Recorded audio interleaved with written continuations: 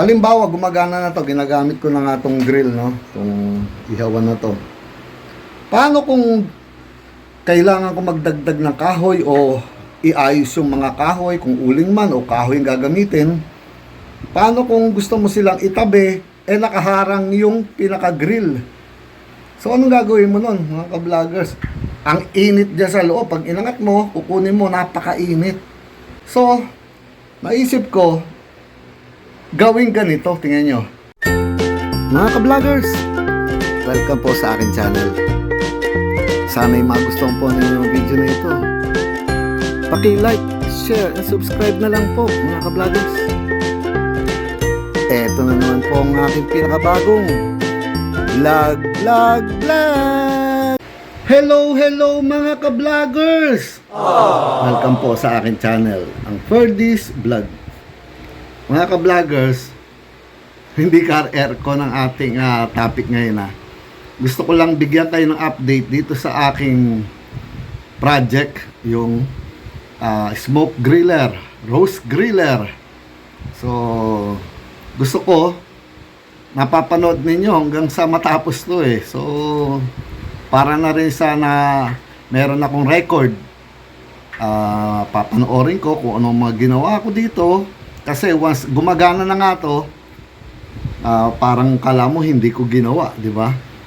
Lagi na lang siyang ginagamit doon. So, wala ka man lang souvenir yung hirap na ginawa mo.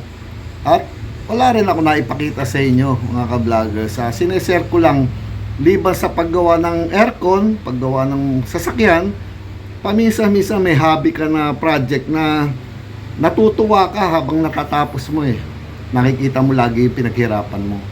So, konting update lang ulit, mga ka-vloggers Gusto ko lang ipakita sa inyo itong aking roast griller. Sandali, ito. So, nangyari na sa kanya, before gamitin to, unahin ko, aalisin lang mga pinturang yan. Gagamitan ko ng paint remover yan, papahiran, para matanggal yan. Tapos lalagyan ko ng high temp na spray paint. Kailangan flat black lang din na ganyan Eto, nabutas ko na. Grinder lang ginamit ko dyan. Wala kasi ako nung pang reamer, kaya medyo ganyan lang siya. Pero okay na yan. Meron na kasi akong ipapasok dyan na tubo. Eto, galvanized, mga ka-vloggers. Hindi siya mabubulok.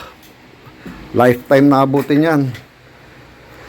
Hindi siya 4 inches pero okay lang. Nasa 3.5 lang ang sukat niya, pero ayos na yan. Pakikinabangan na yan. Puputulin ko na mamaya yan para i-elbow ko doon. Naka-elbow dito yon. Nasa taas dito. Ngayon. So, ano pa ba yung mga bago? Eto, naikabit ko na. Yung hawakan dito. Dati, nasa taas yan, Ngayon, mababa na siya.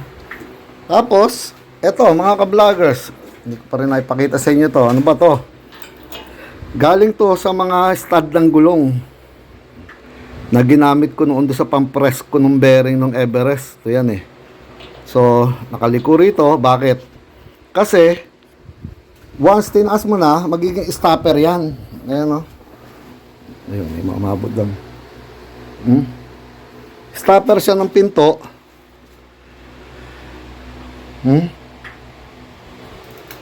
Para hindi sasagad doon sa kabilang side, syempre.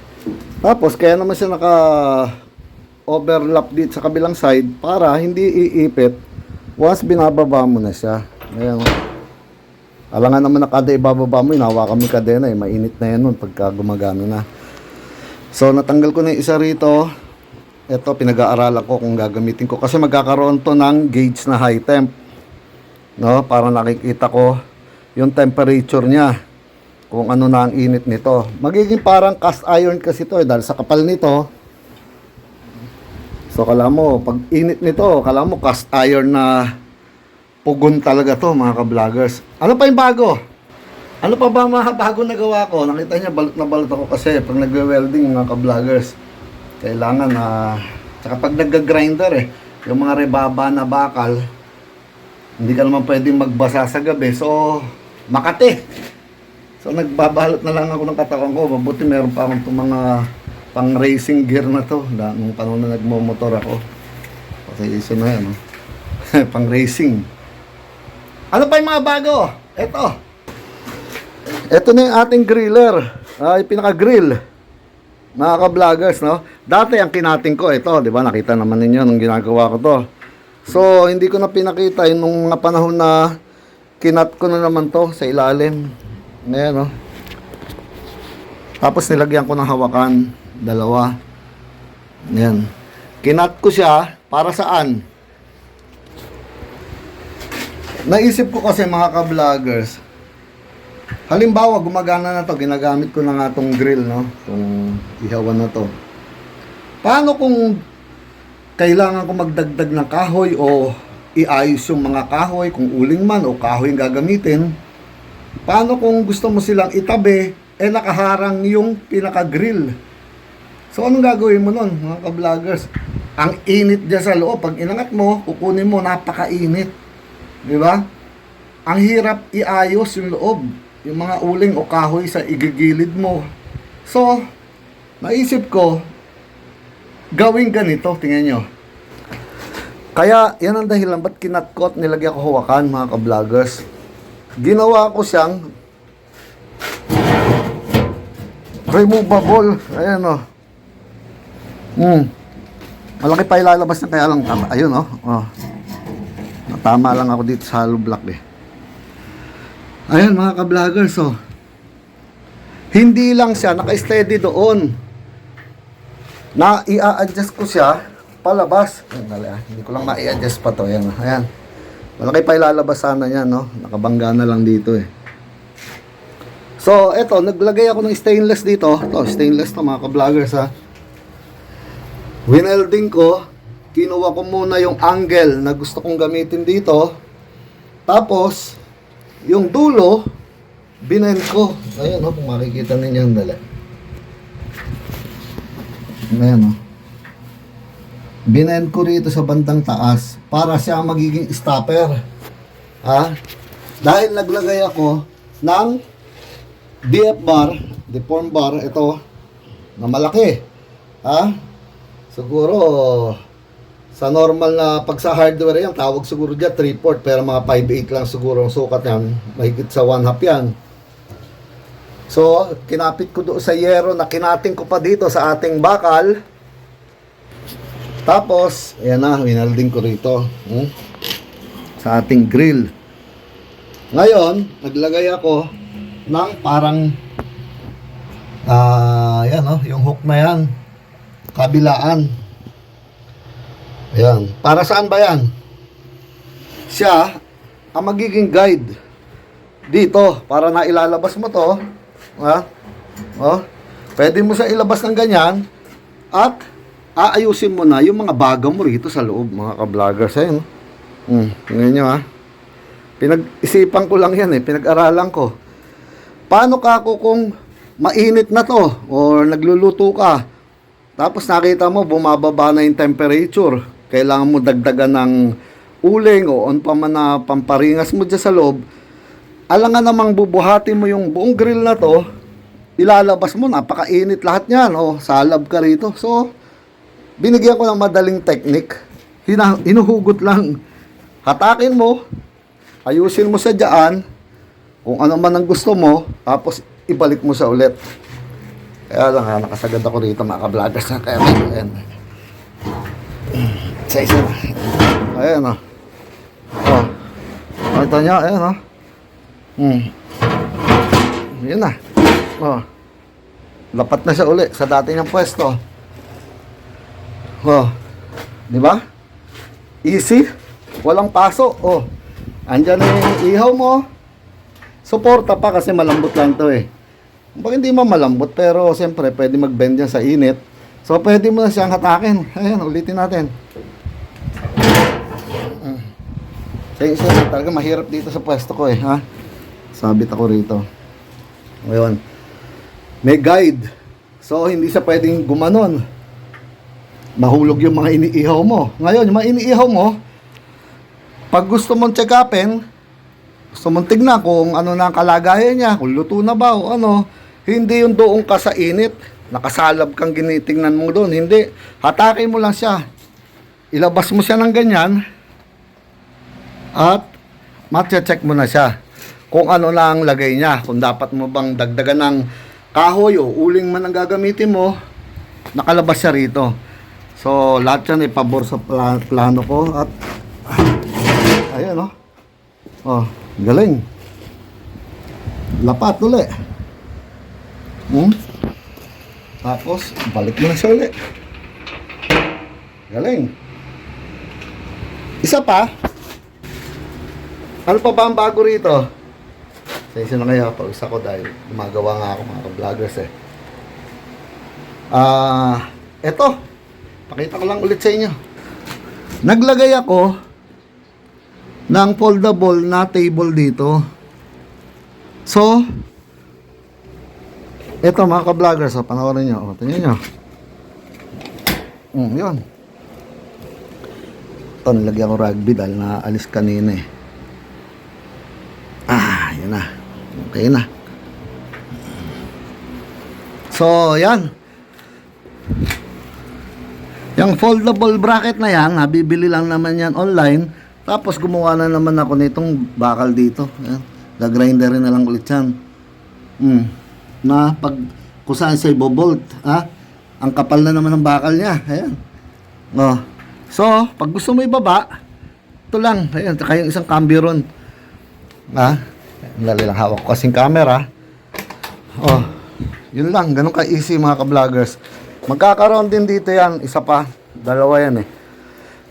Ang sasabihin naman ninyo ngayon, paano, pag hinatak yan, paano yun dito? Siyempre, hindi naman magsasabay yan eh. Ganito yan mga ka-vloggers ha. Procedure ng pag-iihaw. Siyempre, itatas mo to. Halimbawa, may apoy ka na dyan, umiinit na yung buong niya, yung grill, tsaka hindi kanyang kalawangin niya, susunugin ko pala dyan. Tapos papahiran ko ng mantika. Kailangan ano-in yan eh, steel brush. Lilinisin pa siyempre yan. Tapos, mag-iihaw ka, iayos mo itong ating table. Easy, di ba? Ipatong mo ngayon yan. Yung mga plato, o yung iihawin dito, iayos mo na dyan kung ano man ang gagawin mo. So, after nun, nakaayos na yan, siyempre, pwede mo nang ibaba to. Hindi magsasabay sa madali salita, ibaba mo na yan. At darating naman ang time na hahatakin mo naman to, konting angat dyan, ilalabas mo. Hindi mo pwede nandito naman yun, siyempre. Wala na yung mga plato-plato mo doon, By the time naman na luto na, lalagay ka plato uli. Dali lang eh. Kunin mo na siya. Andiyan lang yung plato mo, lagay-lagay mo na dyan. Ganun lang kasimple mga ka-vloggers, Lahat yan eh, ginawa ko lahat to mga ka-vloggers according sa pangangailangan ko, Dahil bawat, kasi nga project ko to eh. Gusto ko magkaroon to ng perfection. Isang beses lang ako gagawa nito. At sa susunod ng mga panahon, gagamitin na lang siyang gagamitin. Katulad nga nung litsunan ko ng manok doon. Yung stainless kong grill doon. Lahat. Gagamitin na lang siya, want to sawa. Kaya ako lang naman binablog to. At para makita na rin ninyo. At meron ako souvenir nung panahon na ginagawa ko siya. Ganun yun. Dahil sa susunod, kwento na lang to mga ka-vloggers. Gusto ko rin na isi-share sa inyo para magkaroon kayo ng idea. So, ang susunod na lang dito, yung tambucho doon. At isa pa pala mga ka-vloggers, meron na akong doon, fan na ginagamit doon sa mga kalan na parang used oil. Ito, ipapaling ko tong drain na to dito sa kabilang side. At dito papasok yon. Magkakaroon ng fan na diretso doon sa loob. At yung butas niyang yon, kung nakikita ninyo, ayan ang drain no? Dudugtungan ko ng tubo yan. Tapos nakapaliko doon. Ayan na, buksan natin. Para, kasi magkakaroon ng buhangin to mga ka-vloggers, no? Buhangin sa ilalim. Ito, magkakatubo muna ako doon. Para hindi pumunta doon sa drain yung buhangin. Tapos, ililiko ko yung pag-an ng tubo at para bang naka-spread dito yung hangin niya. para hanginan niya yung mga kahoy. Halimbawa, gusto ko nang medyo lakasan yung init, meron akong source ng hangin. Tapos, bubutasan ko pa rin pala ito, mga ka-vloggers. Nakalimutan ko sabihin sa inyo. Bubutasan ng ilalim ito. Kailangan kasi merong in and out ang hangin, no? So, ang out, yung tubo ron, ayun. O, para doon. Magkakaroon naman ng in yan, banda rito sa baba. So, aalisin ko pa to.